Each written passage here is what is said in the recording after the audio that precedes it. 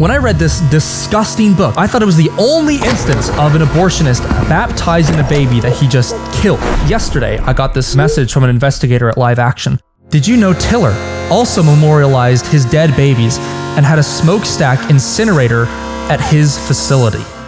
I took this pic. Credit Carol Novielli. It's a smokestack on top of Tiller's Wichita abortion clinic. And then she sends one of the most disturbing photos I've ever seen.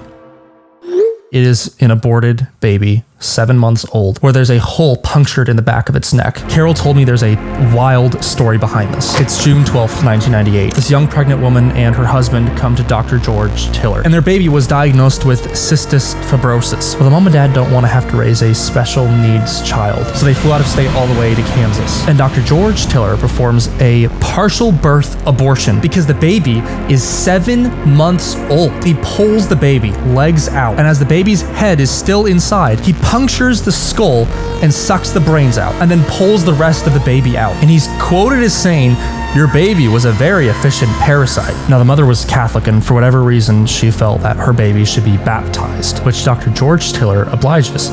He baptizes the baby that he just poisoned and then crushed. And then they did a photo op with a rose and a picture of Jesus Christ next to the baby. Now, here's why it's funny that George Tiller is the abortionist that did this, because Curtis Boyd trained George Tiller to do abortions past the first trimester. Curtis Boyd writes about that in his book. This guy is linked to like everything in the abortion industry. This is why I'm pro-life, and I will not stop until this is over, and the rest of the pro-life movement will do the same.